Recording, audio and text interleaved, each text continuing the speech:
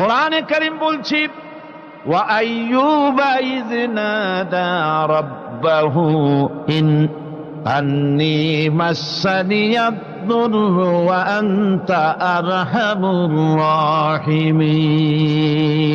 স্মরণ করো সেই সময়ের কথা যখন আইয়ুব তার রবকে ডেকে বলেছিল, আমি অসুস্থ আর তুমি তো রহমান রহিম দয়াময়।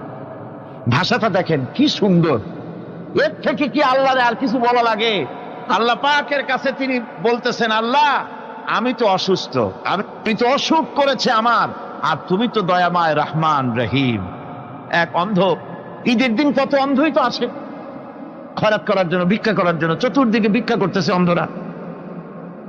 এক অন্ধ ঈদের গেটের কাছে দাঁড়ায়া বলতেছে, ভাইরা আজ হচ্ছে ঈদের দিন আর আমি কিছু দেখতে পাচ্ছি না। তে বেশি পয়সা পাইল, মানুষের দিন তার প্রতি আকৃষ্ট হয়ে গেছে। আরে কি কথা, আজ ঈদের দিন, সকলে আনন্দ করছে আর আমি কিছুই দেখতে পাচ্ছি না। সে কিন্তু কিছু চায় নাই। ভাষার ভিতরে, কথা বলার ভিতরে এ ধরনের টেকনিক আছে। হযরত আইয়ুব আলাইহিস সালাম বললেন না যে আল্লাহ আমারে মাফ করে দাও, কষ্টের মধ্যে আছি। তিনি শুধু বলেছেন, রব্বুল আলামিন আমি অসুস্থ হয়ে পড়েছি, আমার অসুখ করেছে, আর তোমার নাম রহমান রহিম। এতটুকু কথা বলেছেন। আল্লাহ রাব্বুল আলামিনের দরজায়, তার দরবারে আইয়ুব আলাইহিস সালামের ডাক চলে গেছে। যায় নাই? কোন অসুবিধা আছে নাকি? কোন অসুবিধা নাই। পানির তলা দিয়া যদি কেউ ডাক দেয়, পাহাড়ের ভিতরে বসে যদি কেউ ডাক দেয়, আল্লাহ রাব্বুল আলামিন তা শুনতে পান। ইউনূস আলাইহিস সালাম মাছের পেটে বসে চিৎকার মেরেছিলেন, লা ইলাহা ইল্লা আনতা সুবহানাকা ইন্নী কুনতু মিনাজ জালিমিন। যিনি বলছিলেন, আয় আল্লাহ তাআলা আমি তোমার প্রশংসা করছি, তুমি ছাড়া উপাস্য নাই, মাবুদ নাই। আমি তোমার পবিত্রতা ঘোষণা করছি, আমি তো জালিমদের অন্তর্ভুক্ত হয়ে গেছি। বাস এতটুকুন কথাই বলেছেন। আল্লাহ পাক বলছেন, ইউনূসের ডাক তো কেউ শোনে নাই, পানির মধ্যে কেউ শোনে নাই, জমিনের কেউ শোনে নাই, মহাশূন্যের কেউ শোনে নাই, কিন্তু মাছের পেটের ভেতরে থেকে, গভীর অতল দরিয়ার তলদেশ থেকে মাছের পেটের ভিতরে বসে আমার ইউনূস যে ডাক দিল, ওই ডাক আমি আরশের মালিক আমি শুনতে পেয়েছি, আর সঙ্গে সঙ্গে জবাব দিয়েছি। ফাস্তাজাবনা লাহু ওয়া নাজ্জাইনাহু মিনাল গাম্মি ওয়া কাযালিকা নুজিল মুমিনিন। ডাকের সাড়া দিলাম, বিপদ দিয়া বাঁচায় দিলাম। শুধু ইউনূসের না, আল্লাহ পাক এ জায়গায় আবার ওয়াদা করলেন, দুনিয়ার যত মুমিন বান্দা আছে তারা যদি কখনো বিপদে পড়ে যায় আর আমারে যদি ডাকে, আমি এইরকম করে বিপদ থেকে বাঁচায়া দেব। আইয়ুব আলাইহিস সালাম যখন আল্লাহ রাব্বুল আলামিনের কাছে ফরিয়াদ করলেন, আল্লাহ পাক তখন বলছেন, কোরআনে কারীম বলছে, ফাস্তাজাবনা লাহু فكشفنا ما به من ضر وآتيناه أهله ومثلهم معهم رحمة من عندنا وذكرى للعابدين। আমি আইয়ুবের দোয়া কবুল করে নিলাম, শুধু তার পরিবার বর্গই দিলাম না, বরং আরো কিছু নিয়ামত আমি তাকে দান করে দিলাম।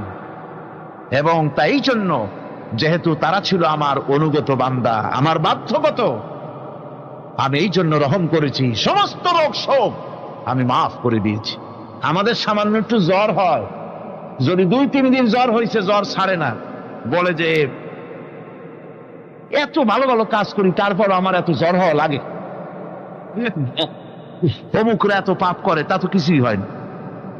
খালি আল্লাহ আমার চোখে দেখলো, আমার বউর অসুখ, আমার অজুমুড়ি ছাড়ি না। ভাইরা, আপনি ঠিক পান না যে কি গুনাহ আপনি করেন।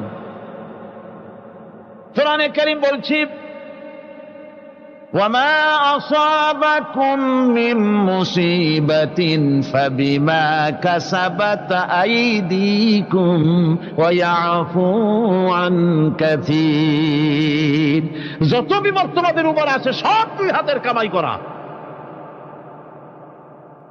আর আমি তো অনেকগুলো ক্ষমা করে দেই। তোমরা যত পাপ করো, আকাম করো, সবগুলির শাস্তি যদি দুনিয়ায় দিতাম সাহস করার সময় পেতে না।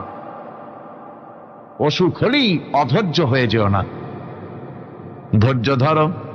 আল্লাহ পাক বলেন শুধু আইয়ুব নয়, ওয়া ইসমাঈল ওয়া ইদরিস ওয়া যাল কিফলি কুল্লুম মিনাস সাবিরিন।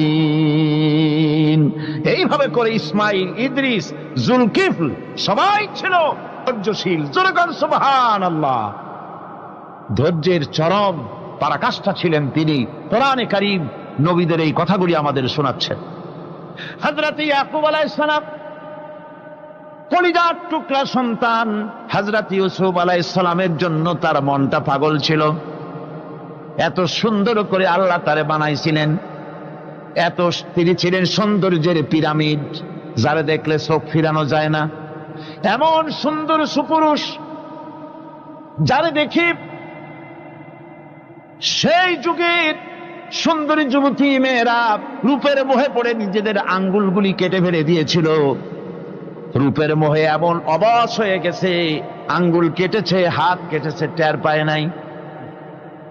আবার ভুল বুঝবেন না, দুনিয়ার সেরা সুন্দর পুরুষ ইউসুফ আলাইহিস সালাম, তা কিন্তু রাসূলের চাইতে বেশি নয়। হযরত উম্মুল মুমিনিন আয়েশা রাদিয়াল্লাহু তাআলা আনহা তিনি বলেছেন, যেই সব সুন্দরী রমণীরা ইউসুফ আলাইহিস সালামকে দেখে রূপের মোহে পড়ে নিজেদের আঙ্গুলগুলো কেটে ফেলেছিল, ওরা যদি আমার হাবিবকে দেখতো, ওরা যদি আল্লাহ রাসূলকে দেখতো, তাহলে হাত কাটতে কাটতে কোন ফাঁকে দিয়ে কলিজা কেটে ফেলে দিত, ওরা টের পেত না। আবার বন্ধুগণ, হযরত আইয়ুব আলাইহিস সালাম সন্তানের মায়া, অন্যান্য ভাইরা হিংসায় পড়ে গেল, তারা নিয়ে তাকে কুয়ায় ফেলে দিল। সেখান থেকে তারা একটা ছাগল বা কোনো পশু জবাহ করে তার রক্ত মাখাইয়া জামা এনে হাজির করে দিল হযরত ইয়াকুব আলাইহিস সালামের সামনে, যে তারে নিয়ে খেলা করতে গিয়েছিলাম, আমরা খেলায় লিপ্ত ছিলাম, বাগে খাইয়া ফেলাইছে। এগুলি কি গপ্প? এগুলি কি কোরআন? আল্লাহ পাক শোনাচ্ছেন, বিশ্ববাসীকে শোনাইছেন। সূরা ইউসুফের চাইতে এত সুন্দর উপাখ্যান গোটা পৃথিবীতে আর নাই। সুবহানাল্লাহ। অনেকে ইউসুফ জুলাইখার কেসা খুব মজা করে পড়ে, ফুর্তি করে, প্রেমের গল্প পড়ে। এটা কোনো প্রেমের গল্প নয়। ইউসুফ আলাইহিস সালাম, জুলাইখা ইউসুফ আলাইহিস সালামের জন্য কাঁদতে কাঁদতে চোখ কানা হয়ে গেছে। এরপর ইউসুফ আলাইহিস সালাম জুলাইখারে পাওয়ার জন্য পাগল হয়ে গেছে। নাউজুবিল্লাহ, এটা হয়নি কখনো। তিনি আল্লাহর পয়গম্বর, আর আল্লাহ কেমনে তারে বাঁচিয়েছেন? যখন জুলাইখা ঘরের ভিতরে সুন্দর করে যৌন উন্মাদনামূলক চিত্র অঙ্কিত করে ঘরের মধ্যে আটকায় দিয়েছে, তালা লাগায় দিয়েছে, আর নিজে যৌন দীপক কাপড় চোপড় পরেছে না পরার মতোই। সে যুগের সুন্দরী মেয়ে জুলাইখা। তার কুপ্রবৃত্তিকে চরিতার্থ করার জন্য আহ্বান করা হয়েছে। হযরত ইউসুফ আলাইহিস সালাম লক্ষ্য করে দেখলেন এমন জায়গা, এখান থেকে পালাবার তো পথ নাই, দরজা বন্ধ করে দিয়েছে। তিনি শুধু তখন কেবলমাত্র আল্লাহ রব্বুল আলামিনকে ভয় করলেন। আল্লাহকে ভয় করে আল্লাহর নাম নিয়ে যখন তালাবদ্ধ দরজার দিকে দৌড় দিয়েছেন, আল্লাহ রব্বুল আলামিন আপন কুদরতে তালাগুলি খুলে দরজা তার জন্য উন্মুক্ত করে দিলেন। ইউসুফ আলাইহিস সালামকে ফালাই দিয়ে এভাবে করে কাপড় এনে দিল তার সামনে, রক্তমাখা কাপড় পেয়ে হযরত ইয়াকুব আলাইহিস সালাম সন্তানদের মুখে কাহিনী শুনে তিনি কি বললেন? কোরআনে কারীম তা কোট করেছে। তিনি চিক দিলেন না, ফাল দিলেন না, ফিট হয়ে পড়লেন না।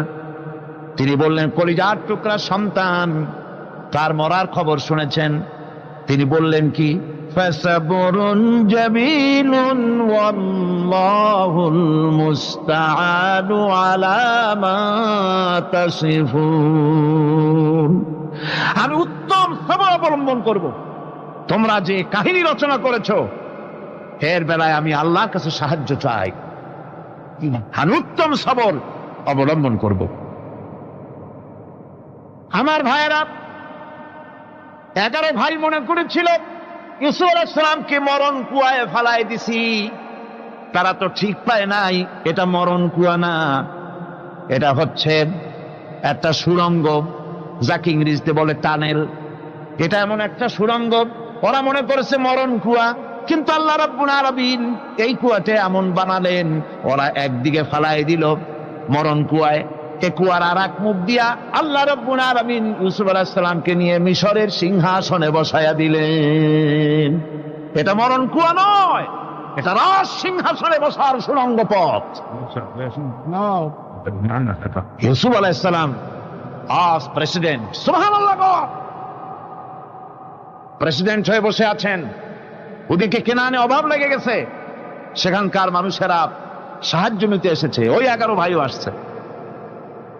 হযরত ইউসুফ আলাইহিস সালাম দেখি চিনে ফেলেছে, ওরা কিন্তু তখনও ঠিক পায় নাই। হযরত ইউসুফ আলাইহিস সালাম চিনে ফেলেছেন। এখন কি করা উচিত? সবগুলোকে ঠ্যাং উপরের দিকে উঠাইয়া তারপরে সমানে ধোলাই দেওয়াই তো স্বাভাবিক ছিল, আমাদের মতো মানুষ হইলে, ঠিক কিনা? ঠিক তো বলবেনি, অভ্যাস তো এটাই। হযরত ইউসুফ আলাইহিস সালাম তাদের সামনে পরিচয় দিলেন। তারা যখন বুঝতে পারল, লজ্জায় তাদের মাথা হেট হয়ে গেল। হযরত, তারা এক তো লজ্জা, আর 2 নম্বরের ভয়, জান নিয়া কেনানে কেউ ফিরে যাইতে পারবো না। এখন অবস্থা হয়েছে যে জীবনই যায় নাকি এখানে। হযরত ইউসুফ আলাইহিস সালাম ভাইদের এই করুণ দুরবস্থা বুঝতে পারলেন, বুঝে চরম ধৈর্য ধরে তিনি কি বললেন? তিনি বললেন, লা তাসরিবা আলাইকুমুল ইয়াউম। ও ভাইরা, তোমাদের বিরুদ্ধে আমার কোনো পাপ নাই, দুঃখ নাই, বিদ্বেষ নাই, হিংসা নাই, আল্লাহর রাস্তায় মাফ করে দিলাম। আল্লাহু আকবার, সুবহানাল্লাহ। এর নাম পয়গম্বর। এর নাম কি? পয়গম্বর। কিসের লেনিন, কিসের মার্কস? জওয়ানেরা, ভুল পথে মানুষ চলেছিল, আলহামদুলিল্লাহ আল্লাহ এগুলোরে ডাস্টবিনে ফালাই দিছে। কারণ আলহামদুলিল্লাহ, আলহামদুলিল্লাহ। পয়গম্বর কারে বলে? কারে বলে পয়গম্বর? কি চরিত্র! রাসূল করিম সাল্লাল্লাহু আলাইহি ওয়াসাল্লাম, তাকে একজন সাহাবী বলছিলেন, হুজুর বলছেন এই কামটা করলা না কেন? সাহাবী বললেন, হুজুর আপনি যদি চোখের ইশারায় বলতেন মুখ দিয়ে না কইয়া, তাও তো আমি কামটা করে ফেলতাম, আমি তো বুঝি নাই।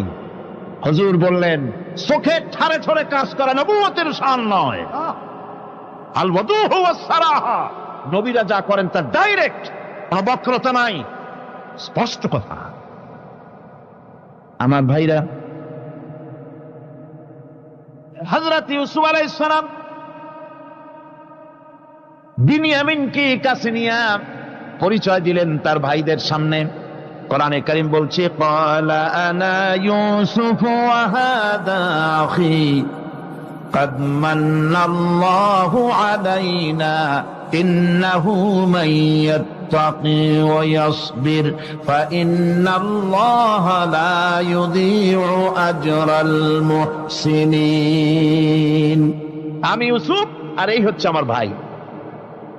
আল্লাহ আমাদের উপর ইহসান করেছেন। প্রকৃতপক্ষে যারা আল্লাহকে ভয় করে এবং সবর এখতিয়ার করে, আল্লাহ এভাবে তাদেরকে, তাদের আমলকে নিষ্ফল হতে দেন না। আমার এই জামাটা নিয়ে যাও। হযরত ইয়াকুব আলাইহিস সালাম, কলিজার টুকরা সন্তান ইউসুফ আলাইহিস সালামের বিরহ যন্ত্রণায় ছেলেকে কতদিন দেখে না, কাঁদতে কাঁদতে চোখ দুটো অন্ধ হয়ে গেছে। মিশর থেকে কেনানের দিকে জামা রওনা হয়েছে। কোথায় মিশর, কোথায় কেনান? জামা যখন রওনা হয়ে গেছে, হযরত ইয়াকুব বলতেছেন, আমি যেন আমার ইউসুফের গন্ধ নাকে পেতেছি। জামা চলে এলো, চোখের উপরে রাখলেন, আল্লাহ রাব্বুল আলামিন তাকে চক্ষুষ্মান বানায়া দিলেন। ভাইরা আমার, পয়গম্বরেরা সবর করে গোটা দুনিয়ার মানুষের সামনে দৃষ্টান্ত সেট করেছেন সবর কারে কয়। আমার ভাইরা, হযরত ইব্রাহিম আলাইহিস সালামের কথা আল্লাহ পাক কোরআনে কারিমে বলছেন সবর কারে কয়। দেখো, শেখো সবর কারে কয়। আল্লাহ পাক বললেন, ইব্রাহিম, তোমার বিবি আর তোমার নবজাতক এই সন্তানকে রেখে আসো মক্কা নগরীতে। তিনি চলে গেলেন। সেখানে ঘর নাই, বাড়ি নাই, কিচ্ছু নাই, চতুর্দিকে ধুধু বালু আর মরুভূমি। হযরতে হাজরা বলছেন, ইব্রাহিম, সামান্য পানি আর খাবার দিয়া আমার সন্তান শুদ্ধ এখানে রেখে যেতেছো, আমি কি অপরাধ করেছি? কোনো জবাব নাই। দুইবার তিনবার বলার পরে হাজরা বলছেন, ইব্রাহিম গো, তবে কি আমার আল্লাহর হুকুম মতো আমারে রেখে যাচ্ছ নাকি? হযরত ইব্রাহিম আকাশের দিকে আঙ্গুল উঁচু করলেন। কথা বলবেন, বাক শক্তি বেরোচ্ছে না। 80 বছর বয়সের সময় একটা বাচ্চা আল্লাহ তারে দিছেন। আর এমন বাচ্চা, পয়গম্বরের ছেলে, কি সুন্দর চেহারা, মরুভূমির উপরে ফালাই দিয়ে রওনা হয়ে যাচ্ছেন। মুখ দিয়া কথা সরছে না, আকাশের দিকে দেখালেন। হযরত হাজরা বুঝতে পারলেন। হযরত হাজরা বলেন, ইব্রাহিম, কোনো চিন্তা নাই, নিশ্চিন্ত মনে বাড়ি ফিরে যাও। আমি আমার আল্লাহর উপরে এতটা ভরসা করি, আল্লাহর হুকুমে যদি আমার এখানে রেখে যেয়ে থাকো, আল্লাহ পাক আমাকে আর আমার কলিজার টুকরা ইসমাইলকে পানিতে আর খাবারে মারবেন না, অবশ্যই তিনি ব্যবস্থা করবেন। ব্যবস্থা হয়ে গেল। হযরত ইসমাইল বড় হয়ে গেলেন। আল্লাহ পাক অর্ডার করলেন, জবাহ করো ছেলেকে। হযরত ইব্রাহিম আলাইহিস সালাম যখন জবাহের প্রস্তাব করলেন, হযরত ইসমাইল তা আপত্তি করতেন, বাবাজি, আমার মায়ের আর আমাকে বাচ্চা অবস্থায় ফেলে গেলেন, খাবার দেন নাই, পরার দেন নাই, বছরের পর বছর আমাদের এখানে কাটলো, দেখতেও আসেন নাই, আজ আসছেন জবাহ দিতে। এটা কেমন কথা? কি ধরনের বাপ আপনি? এরকম বলছে নাকি? এরকম বলছে। হযরত ইব্রাহিম আলাইহিস সালাম প্রস্তাবটা কিভাবে পারলেন? আল্লাহ পাক কোরআনে কারিমে দৃষ্টান্ত রেখে দিয়েছেন।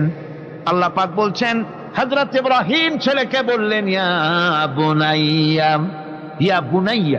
হে আমার কলিজার টুকরা লাডলা, হে আমার কলিজার টুকরা সন্তান, ইন্নী আরা ফিল মানাম আন্নী আযবাহুক, আমি স্বপ্নে দেখছি আমি যেন তোমাকে জবাহ করতেছি। ফানজুর মাযা তারা, তোমার রায় কি বলো? আমি তো স্বপ্নে দেখছি যে আমি তোমার জবাহ করতেছি, এখন তোমার রায় কি, তোমার মত কি? হযরত ইসমাঈল আলাইহিস সালাম শুনিয়া দিলেন দৌড়, নাকি? না, হযরত ইসমাঈল আলাইহিস সালাম ধৈর্যের প্রতীক। তিনি কি কথা বললেন? তার মুখের কথা কোরআন শরীফে আল্লাহ পাক উঠায় দিলেন। হযরত ইসমাঈল বললেন, ইয়া আবাতি ফাআল মা তু'মারু সাতাজিদুনি ইনশাআল্লাহু মিনাস সাবিরিন, হে আমার পিতা, আপনি যে ব্যাপারে আদিষ্ট হয়েছেন আপনি তা পালন করুন, অবশ্যই আমাকে ধৈর্যধারীদের মধ্যে পাওয়া যাবেন। সুবহানাল্লাহ। এক বর্ণনা এসেছে, হযরত ইসমাঈল বললেন, আব্বাজান, আমি ধৈর্যধারীদের ভিতরে আমারে পাবেন, তবে জবাহ করার আগে আমার হাত পাওটা একটু বেঁধে নেন, কারণ জবাহের যন্ত্রণায় আপনার গায়ে যদি আমার হাত পাও লেগে যায় তো বেয়াদবি হয়ে যেতে পারে। আর আমি মরে আমার জবাহ হয়ে যাওয়ার পর আমার রক্ত মাখা জামাটা নিয়া আমার মা হাজেরারে দিবেন, কারণ তাকে মা বলবার মতো আর তো কেউ নাই। হযরত ইব্রাহিম তাকে বাঁধবার জন্য প্রস্তুতি নিলেন। হযরত ইসমাঈল বলছেন, আব্বাজান, বাঁধবেন না, বাঁধার প্রয়োজন নাই। বলে, কেন? একবার বাঁধতে বললে আবার তুমি নিষেধ করছো কেন? ছেলে বলছেন, আব্বাজান, বাঁধবো না এই জন্যে, হয়তো কিয়ামতেই প্রশ্ন উঠতে পারে যে আল্লাহর হুকুমে রাজি ছিল না বলে হাত পা বাঁধা জবাহ করছে। আমি এই সুযোগ দিব না, আপনি জবাহ করেন, আমি এতটুকু নড়াচড়া করব না। ধৈর্যের চরম প্রতীক হযরতে ইসমাঈল আলাইহিস সালাম দেখাই দিয়েছেন ধৈর্য কারে কয়। আমার বন্ধুগণ, এই পৃথিবীর সবচাইতে ধৈর্যের বড় প্রতীক হতেছেন ইমামুল মুরসালিন, আশরাফুল আম্বিয়া, সাইয়্যিদুল মুরসালিন জনাবে মুহাম্মাদুর রাসূলুল্লাহ সাল্লাল্লাহু আলাইহি ওয়াসাল্লাম। আমার বন্ধুগণ, সবচাইতে বড় ধৈর্যের প্রতীক তিনি। কাউকে একটা গালি দেন নাই জীবনে, কাউকে ঠাট্টা করেন নাই, কাউকে মারেন নাই, কারো মনে দুঃখ দেন নাই। তিনি দুঃখ পেয়েছেন, তিনি কাউকে দুঃখ দেন নাই। তিনি কষ্ট পেয়েছেন, কাউকে কষ্ট দেন নাই। আমার ভাইয়েরা, তায়েফের ময়দান, আমার নিজের চোখে তায়েফে যেদিন আমি তায়েফ দেখলাম, আমি তায়েফে ঢুকেছি, জীবনে কোনোদিন যাই নাই। রমজান মোবারকে আমি সেখানে গেলাম, আমাকে বসার জন্য তারা নিয়ে যাবে। আমি বললাম আগে বসবো না, আমারে আগে নিয়ে যাও, আমার নবীকে কোন জায়গায় ওরা মেরেছিল সে জায়গাটা দেখাও। তায়েফের সেই গলিতে যখন আমি গিয়েছি, দুই দিকে পাহাড় দাঁড়ানো, তায়েফের লোক আমার সাথে ছিল, তারা বলল এই জায়গাটা প্রথম যেখানে চতুর্দিক থেকে নবীজিকে পাথর মারছিল আর আল্লাহর নবী বেহুশ হয়ে পড়ে গিয়েছিলেন। 3টা দিন না খাওয়া, হযরতে খাদিজা নাই, আবু তালিব নাই, মক্কায় জায়গা নাই পা রাখার। নবীজি 3টা দিন ঘুরলেন। নেতারা বলল তুমি যদি নবী হবে তো এতিম হলে কেন? আল্লাহ নবী বানাবার জন্য কি একটা ধনী মানুষ পায় না? তোমার মতো এতিম আর গরিবের নবী বানাইলো কেন? আল্লাহ নবী 3 দিন পর যখন দেখলেন কেউ দাওয়াত শোনে না, কেউ মানে না, কেউ গ্রহণ করে না, তখন তিনি নেতাদের অনুরোধ করলেন, ঠিক আছে দাওয়াত তো কবুল করলে না, তবে একটা কাজ করো, অন্তত আমি যে তায়েফে আসছিলাম এই খবরটা মক্কায় দিও না, ওরা আরো অত্যাচার বাড়ায় দেবে। এই কাফিরগুলি খবর তো মক্কায় পাঠালো, আর সমস্ত যুবকদেরকে লেলিয়ে দিল। যুবকেরা চতুর্দিকে দাঁড়াইছে, রাসূলকে পাথর মারা শুরু করে দিল। আমি যখন রেল লাইনের থেকে হাঁটি, যখন রেল লাইন কোনো সময় দেখি, রেলের পাথরগুলি, রেল লাইনের পাথরগুলি দেখলে আমার মাথায় যেন কেন তায়েফের কথা মনে এসে যায়। আরে মানুষের গায়ে পাথর মারলে কি অবস্থার সৃষ্টি হয়? পাথর নূরের শরীর, রহমতের শরীর, কিটি কিটি রক্ত ঝরছে। নবীজিকে জোর করে উঠাইয়া জবরদস্তি করে হাঁটার জন্য তারা ধাক্কা মারতেছে। আবার কিছুদিন গিয়ে নবীজি আবার বেহুশ হয়ে পড়েছেন, এইখান থেকে আবার উঠাইছে, আবার ধাক্কা মারতেছে। 3 নম্বরের আর একটা জায়গা আছে যেখানে ভাঙ্গা একটা মসজিদ। তায়েফের লোকেরা আমাকে বলল এই জায়গাটা হলো শেষ জায়গা যেখানে রাসূল করিম 3য়বারের মতো বেহুশ হয়েছিলেন, এখানেই হুজুরের রক্ত ঝরেছে বেশি। 2 রাকাত নামাজ পড়লাম, সিজদায় পড়ে এমন কান্না কাঁদলাম আল্লাহর কাছে। নবীজি যখন হুঁশ এসেছে, হযরতে জিবরাইল বলেন, ইয়া রাসূলুল্লাহ, আপনার এই কষ্ট দেখে ফেরেশতারা কাঁদতেছে, আপনি অনুমতি দিয়ে দেন এই 2 পাহাড়কে মিলাইয়া সমস্ত তায়েফবাসী কাফেরগুলি মাটির সাথে মিশাইয়া দেই। নবীজি বললেন, জিবরাইল, আমি যদি হুকুম করি আর আমার হুকুম মতো যদি এই কাম করো, একটা কাফেরও যদি না বাঁচে তাহলে কার মুখে পৌঁছাবো লা ইলাহা ইল্লাল্লাহু মুহাম্মাদুর রাসূলুল্লাহ। আমার ভাইরা, হুজুর সাল্লাল্লাহু আলাইহি ওয়াসাল্লাম উঠে বসলেন। এমন সময় হযরতে যায়েদ শরীরের রক্তগুলি মুছে দিতেছেন। হুজুর সাল্লাল্লাহু আলাইহি ওয়াসাল্লাম বসে 2খানা হাত উত্তোলন করলেন। নবীজির চোখ থেকে পানি গড়ায় পড়তেছে। আরে কেউ নাই, আল্লাহ ছাড়া কেউ নাই সাহায্য করার। নবীজি হাত তুলে মোনাজাত করতেছেন, চোখ দিয়া পানি পড়ে দাড়ি ভিজে পড়তেছে, গায়ে দিয়া রক্ত ঝরতেছে। নবীজি কি দোয়াটা করলেন? বদদোয়া করলেন না, গজব দিতে বললেন না।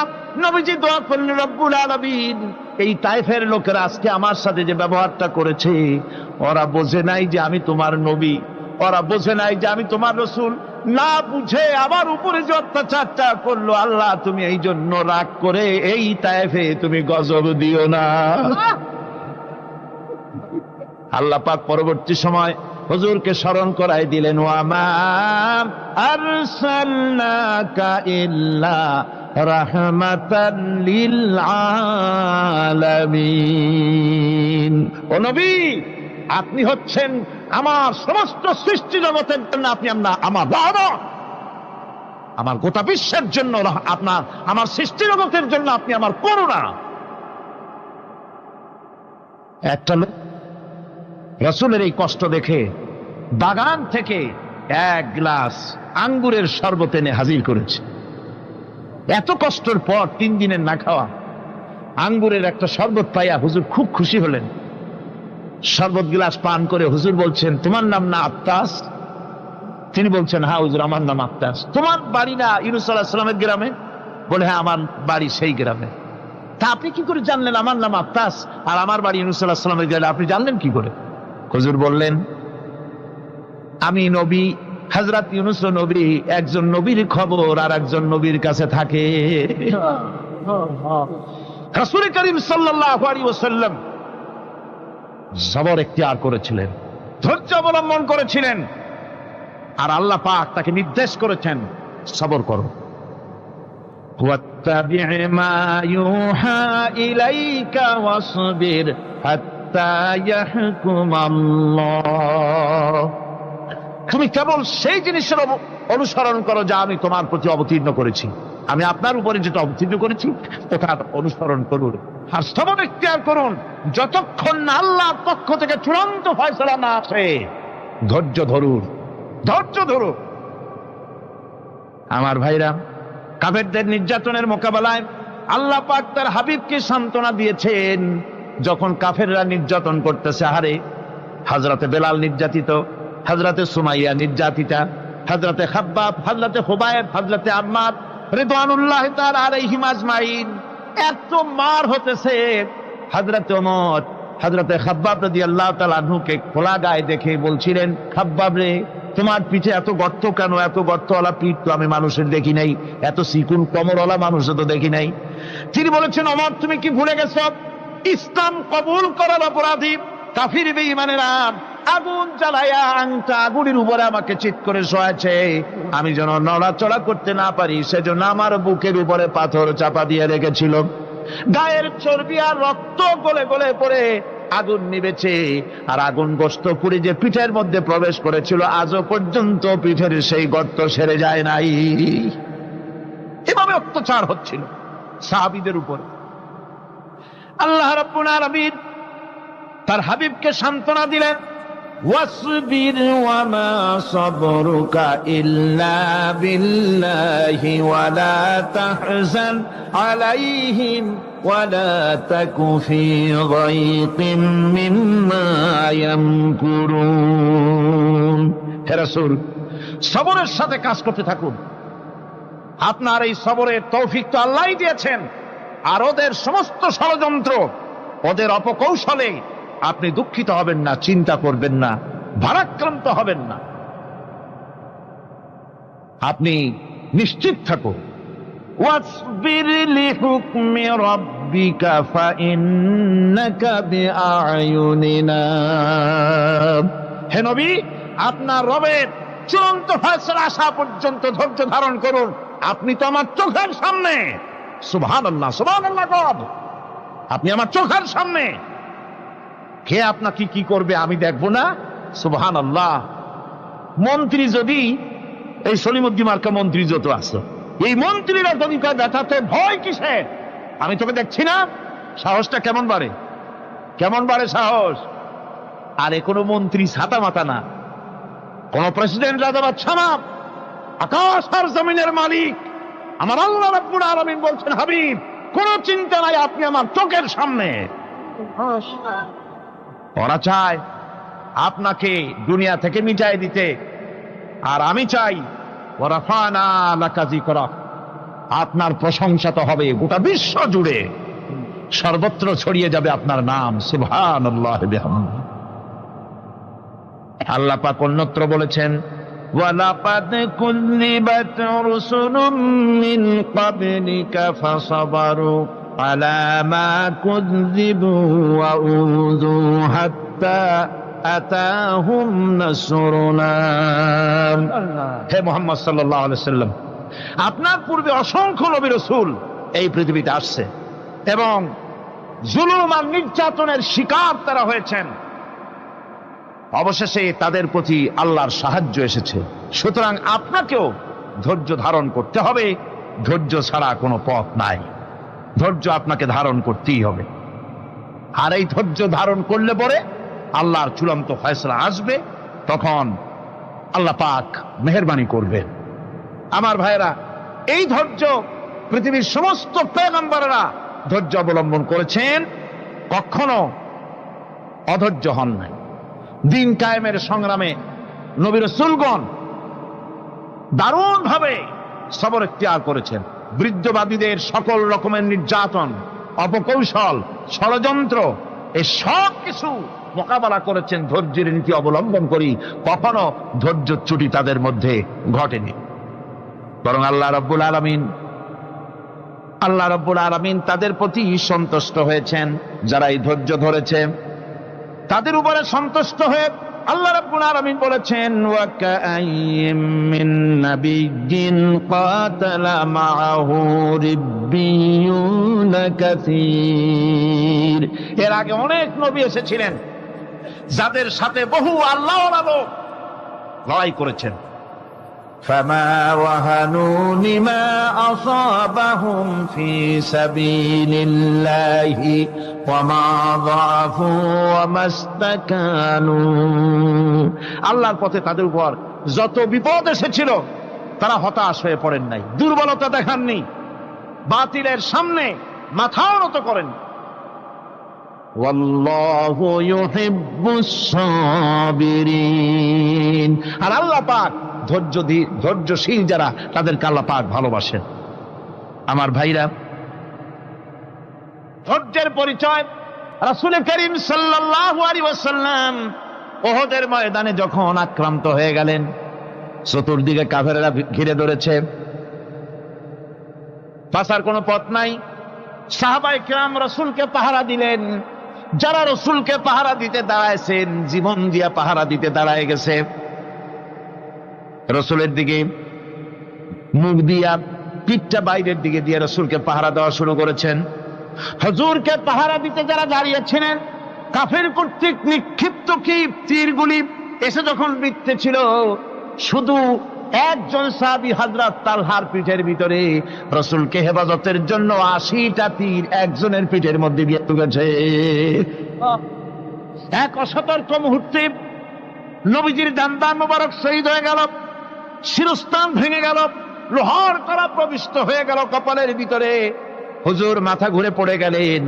হযরত আবু উবাইদা রাদিয়াল্লাহু তাআলা আনহু হুজুরের মস্তক মোবারককে কোলে করে নিয়ে তারপরে বহু কষ্ট করে মাথা থেকে লোহার কড়া বের করলেন। এবার ওই কড়ার ছিদ্র দিয়ে রক্ত আসতেছে, মুখ দিয়ে রক্ত পড়তেছে, দাড়ি ভিজে যাচ্ছে।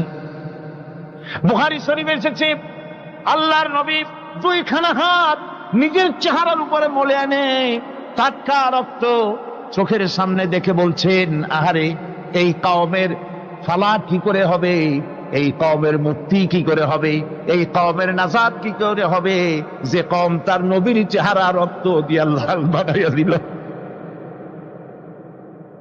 নবীজি বললেন, আল্লাহুম্মা গফিরলি কওমি ফাইন্নাহুম লা ইয়ালামুন। আয় আল্লাহ পাক, আমার এই কওম বুঝতে পারে না, ওদেরকে মাফ করে দাও। খবর ছড়িয়ে গেল নবীজি শহীদ হয়ে গিয়েছেন।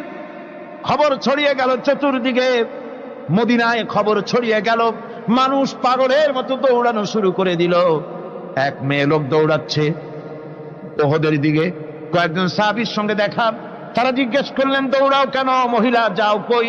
কয় উহুদের দিকে যেতেছি। কয় যায় তো কোনো লাভ নাই, যেহেতু তোমার যে স্বামী এসেছিলেন জিহাদের ময়দানে তিনি তো শহীদ হয়ে গেছেন। মহিলা বলতেছে, কে শহীদ হয়েছে শুনতে চাই না, আগে বলো নবীজি কেমন আছে। আবার কিছুক্ষণ পর আর কয়েকজনের সঙ্গে দেখা। তারা বলছে, মেয়ে লোক দৌড়াও কই? যাচ্ছি উহুদের দিকে। তারা বলছেন, যে কোনো লাভ নাই, তোমার যে দুইটা কলিজার টুকরা সন্তান উহুদে এসেছিল, দুটোই শহীদ হয়ে গেছে। মা বলতেছে, ও সাহাবী, কে শহীদ হয়েছে শুনতে চাই না, তাড়াতাড়ি করে বলো আল্লাহর নবী মুহাম্মদ রাসূলুল্লাহ সাল্লাল্লাহু আলাইহি ওয়াসাল্লাম কেমন আছেন। দৌড়াতে দৌড়াতে ওহদের মাঠে সাহাবা ইকরাম পরিবেষ্টিত আল্লাহর নবীর কাছে গিয়ে হুজুরের জীবিত চেহারা মোবারকের দিকে তাকায়া মেয়ে লোকটি কাঁদতেছে আর বলতেছে, ইয়া রাসূলুল্লাহ, হে আমার স্বামী মরা শোক, আমার কলিজার টুকরা দুইটা সন্তান মরা শোক আমার কলিজা থেকে মুছে গেছে, আপনি বেঁচে আছেন তামাম মুসলমানদের চাইতে বড় সান্ত্বনার রায়। ভাইরা আমার, রাসূল করিম সাল্লাল্লাহু আলাইহি ওয়াসাল্লাম এভাবে করে ধৈর্যের পরিচয় দিয়েছেন। গালাগালি দেন নাই, রাগ করেন নাই, বদদোয়া করেন নাই। সুবহানাল্লাহ কোন, সুবহানাল্লাহ। ভাইরা আমার, এই সবর এমন মহান বৈশিষ্ট্য, এর মধ্যে রয়েছে জিহাদের ময়দানে যদি লোক কম হয় আর যদি তাদের মধ্যে সবর থাকে, বেশি সংখ্যক লোকের উপরে আল্লাহ পাক সবরকারীদেরকে বিজয়ী করে দিবেন। কোরআনে কারীমে রব্বুল আলামিন বলেন, কাম মিন ফিয়াতিন কালিলাতিন গালাবাত ফিআতান কাসীরাতাম বিইذনিল্লাহ আল্লাহু মা'আস সাবিরিন। এমন ঘটনার বহু নজির আছে যে কম সংখ্যক লোকেদের উপরে আল্লাহ পাক, বেশি সংখ্যক লোকেদের উপর আল্লাহ পাক কম সংখ্যক লোকদেরকে জয়ী করে দিয়েছেন। আল্লাহু মা'আস সাবিরিন, আর আল্লাহ আছে ধৈর্যশালীদের সাথে। আল্লাহ আছে কাদের সাথে? দেখেন না বদরের কামটা, বদরের ময়দান, 313 জন মুসলমান, অস্ত্রপাতি নাই, সামান্য সামান্য অস্ত্র, আর কাফেরেরা এসছে হাজারেরও বেশি। আমার বন্ধুগণ, ধৈর্য কত বড় কাম দিল! ধৈর্য ধারণ করেছেন তারা, আল্লাহর উপরে ভরসা করেছেন। আল্লাহ রাব্বুল আলামিন অস্ত্রের কাজ কি দিয়া করায় দিলেন। একজন সাহাবী এসে বলছেন, হুজুর, জিহাদের ময়দান, ইসলামের প্রথম জিহাদ, আমার কাছে তো অস্ত্র নাই, মেহেরবানি করে একটা অস্ত্র আমারে দেন, আমি লাফায় পড়ি জিহাদের মধ্যে। হুজুর বলেন, অস্ত্র তো আমার কাছে নাই, দিবটা কি? সাহাবী বলছেন, হুজুর, অস্ত্র না থাকে যা পারেন তাই দেন, আপনার হাত দিয়ে যা দিবেন আমি দাঁড়ায় থাকতে পারবো না, জিহাদে আমাকে শরীক হতেই হবে। নবীজি কাছে পেলেন একখানা শুকনা খেজুরের ডালখানা তুলে সাহাবীর হাতে তুলে দিলেন। সাহাবী বলেন, রাসূলের হাতের দেওয়া শুকনা খেজুরের ডালটা নিয়ে আমি যখন কাফেরদের ভিড়ের মধ্যে ঝাঁপায় পড়ে যখন শুকনা খেজুরের ডাল দিয়ে আঘাত দিলাম, তখন ধারালো তরবারে দিয়ে আঘাত করলে যে কাম হয়, শুকনা খেজুরের ডালের আঘাতে কাফের দ্বিখণ্ডিত হয়ে জমিনে পড়ে গেল। ভাইরা আমার, আল্লাহ রাব্বুল আলামিন সবর যারা করে, সংখ্যা যদি কম হয়, আল্লাহ পাক তাদেরকে বিজয়ী করে দেবেন, এই ওয়াদা আল্লাহ রাব্বুল আলামিন করেছেন। এই সবরের গুণ ছাড়া জান্নাতেও প্রবেশ করা যাবে না। সবর যদি না থাকে বেহেশতে যাওয়া যাবে না। ভালো করে মনে রাখেন, আল্লাহ পাক বলছেন, আম্মা হাসিবতুম আন তাদখুলুল জান্নাতা ওয়া লাম্মা ইয়া'লামিল্লাহুল্লাযীনা জাহাদু মিনকুম ওয়া ইয়া'লামাস সাবিরিন। তোমরা কি মনে করেছো এমনি বেহেশতে চলে যাবা? এটা কি মামু বাড়ির আবদার নাকি? এমনি বেহেশতে চলে যাবা?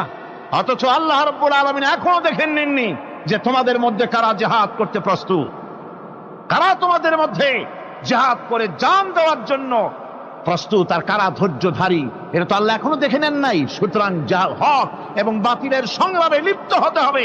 আল্লাহ দেখতে চান কারা জীবন দিতে চায়।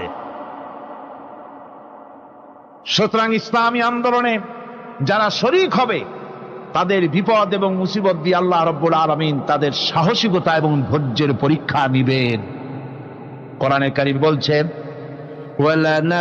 وَلَنَبْلُوَنَّكُمْ حَتَّى نَعْلَمَ الْمُجَاهِدِينَ مِنكُمْ وَالصَّابِرِينَ وَنَبْلُوَ أَخْبَارَكُمْ।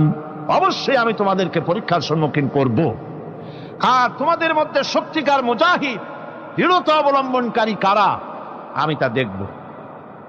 এটা যেন আমি দেখে নিতে পারি, সেই জন্য আমি বিপদ এবং মুসিবতের মধ্যে তোমাদের ফেলবো। ধৈর্যধারীদের উপরে আমার রহমত অবশ্যই থাকবে।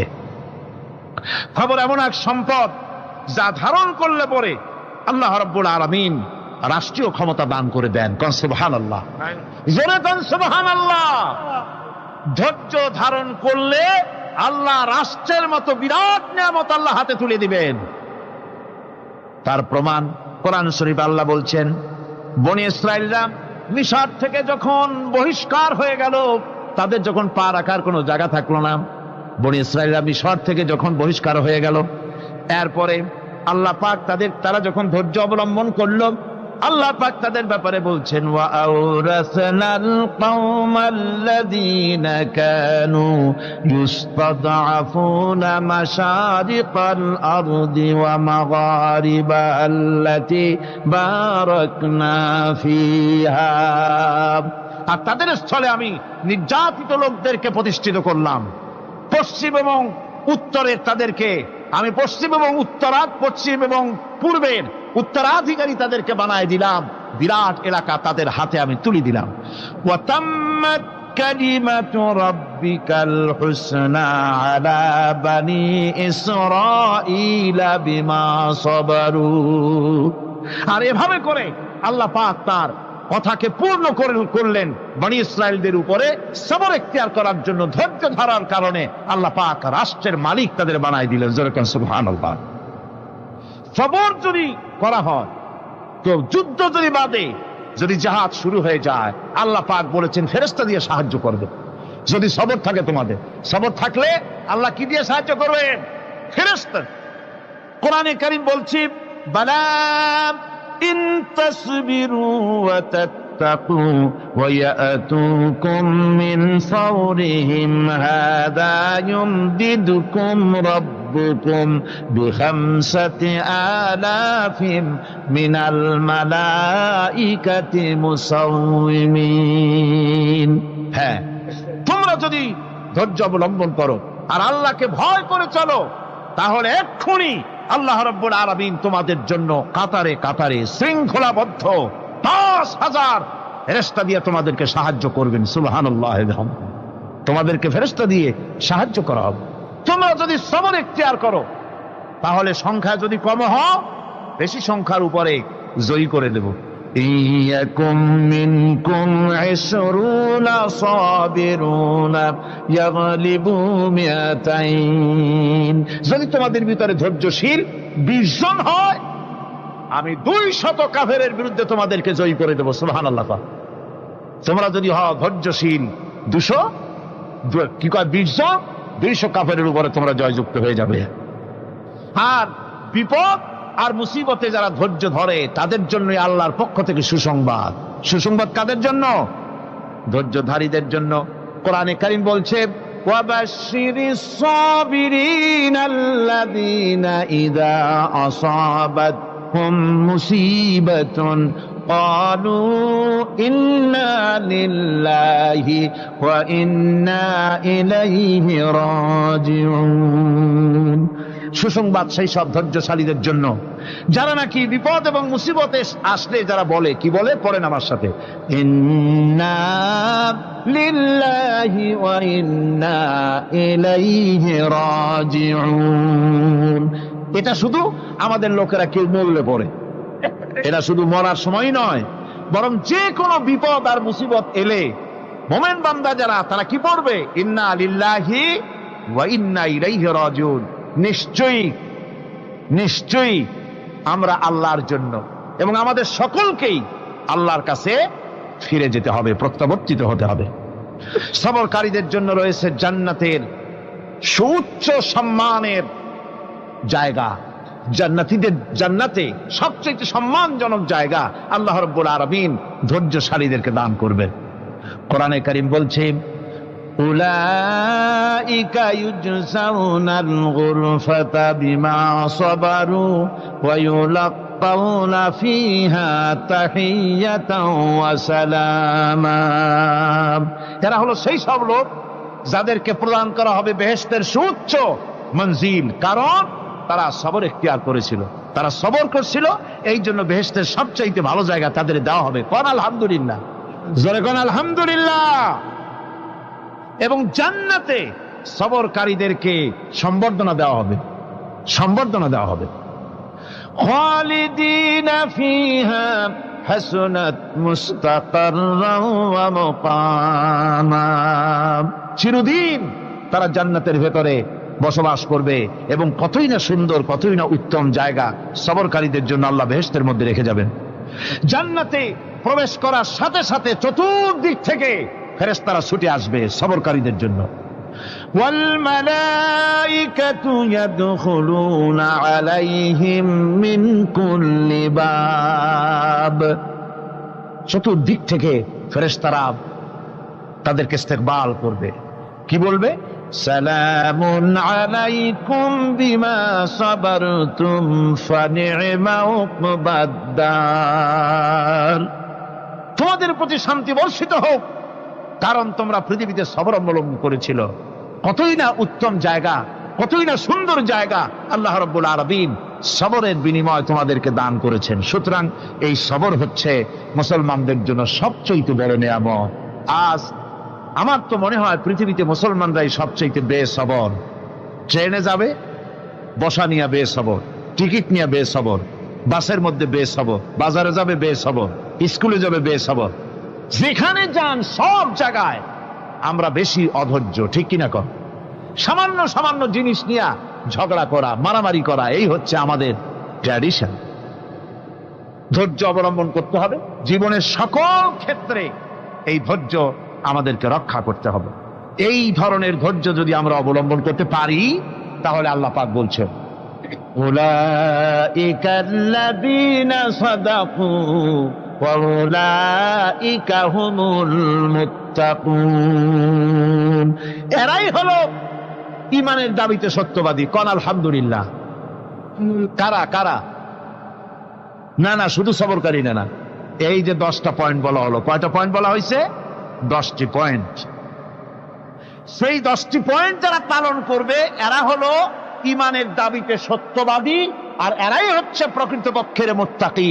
আমরা মুত্তাকি বুঝি দাঁতে ছাতা, দাড়ি টাড়ি আশ্রয় না, জাব্বা জুব্বা গায়ে দিয়ে কোনো জায়গায় পড়ে থাকে, হ্যাঁ, এটা বড় মুত্তাকি, খুব পরহেজগার। সালার চট্টর যদি পড়ে তাহলে তো আরো বড় পরহেজগার। জি, আর যদি কাপড় চোপড় মোটেও না থাকে তাহলে তো খাজা বাবা হয়ে গেল। জি, নাউযুবিল্লাহ মিন যালিক।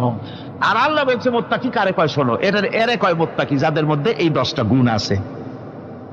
এই 10টি সত্য যদি সম্পাদন করতে পারি, যদি আমল করতে পারি, জীবন ধন্য হয়ে যাবে। সেই 10টি কথা আমি আবার আপনাদের স্মরণ পটে তুলে দিতে চাই, প্যাকেট করে পকেটে উঠাই দিতে চাই, যেন বাড়ি নিয়ে যেতে পারেন।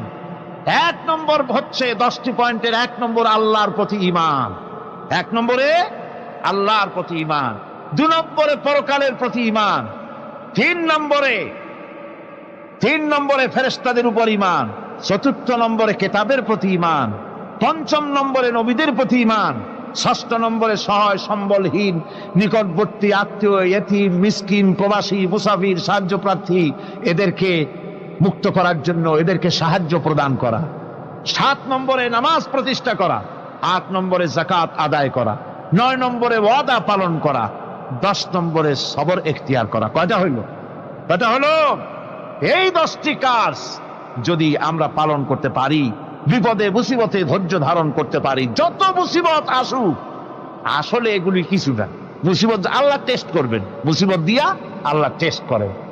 দেখা যায় যে ওদের শক্তি খুব বেশি, চোখে আপনি দেখতে পারেন, কিন্তু আল্লাহ বলছেন ইন্না কায়দাশ শায়তানে কানা দাঈফা। বাতিলরা হলো শয়তান। বাতিলরা কি? আর ওদের চক্রান্ত আসলেই দুর্বল। এদের চক্রান্ত আসলে কি? দুর্বল। কাজেই এগুলিকে ভয় করা যাবে না। বিপদে মুসিবতে ধৈর্য ধারণ করে যদি অগ্রসর হওয়া যায় তো আল্লাহ রাব্বুল আলামিন এই 10টি পয়েন্ট যদি আমল করা যায়, দুনিয়াও শান্তি পাবো, আখিরাতেও শান্তি পাবো। যত মুসিবত আসুক, বিপদ আসুক, ধৈর্যের সাথে মোকাবেলা করতে হবে। ধৈর্যের অর্থ কি? আমি আগেই বলেছি, ধৈর্যের অর্থ হচ্ছে অবিচলতা, দৃঢ়তা, বরদাস্ত করা, সহিষ্ণুতা, ধীরতা, স্থিরতা। ধৈর্যের অর্থ এটা নয় একজন একটা থাপ্পড় মারলো আর আপনি বলবেন যে বাবা ব্যথা পাইছো নাকি, তাহলে আরো একখান থাপ্পড় দিয়া দাঁত আমার সবগুলো ভালাই দেয়। এর নাম ধৈর্য নয়। ধৈর্য হচ্ছে পরিস্থিতির মোকাবেলা করতে হবে সাহসিকতার সাথে, এর নাম হচ্ছে ধৈর্য। ওই যে আমি একটা দৃষ্টান্ত দিয়ে থাকি, এক সাপ একবার মুরিদ হয়েছিল এক পীর সাহেবের কাছে। পীর বলছিলেন যে আমি তো এইসব সাপ টাপ মুরিদ বানাই না। কয় না হুজুর, আমারে বানান। তারপরে মুরিদ বানায় কিছু অজিবাতারে শিখাই দিল, আর বললো খবরদার কাউকে দংশন করবা না। ঠিক আছে, সে যায়া জিগারাজগার শুরু করে দিয়েছে। এর মধ্যে জমিনে রাখাল আসছে, ধান কাটছে, ধানগুলো নিবি কি করে, দড়ি দাড়ি পাচ্ছে না, তো কি করা যায়, বানবে কি দিয়া? সন্ধ্যার পরে অন্ধকারে দেখে যে দড়ি একটা পড়ে আছে। ও যে কি দড়ি তা তো ওরা বুঝে না, ওইটারে নিয়া ধানরে ফেসাইয়া লেজ দিয়ার মাথা দিয়ে এরকম করে বাসেটারে দিয়ে বাঁধছে। সাপ তখন বলতেছে, হায় হায় রে, কেবল যে মুরিদ হইছি, তা না হলে তুই ঠিক পাইছি যে আমি কি ধরনের দড়ি। এরপরে নিয়ে বাড়ি নিয়ে ভালাই দেশে ডরে খুলে সাপটার ঘাড় গেছে মস্কিয়া। বহুত কষ্ট করে হুজুরের বাড়ি গিয়ে হাজির, কয় যে হুজুর কি একখান জিকের শিখাইলেন, আমার তো ঘাটটার মস্কে শেষ। আশ্চর্য কথা, কত মানুষ মুরিদ হইলো, কত কিছু মুরিদ হইলো, কারো তো জিকের করলে ঘাড় মস্কে যাবে কেন, এটা কেমন কথা? কয় হুজুর ঘটনাই।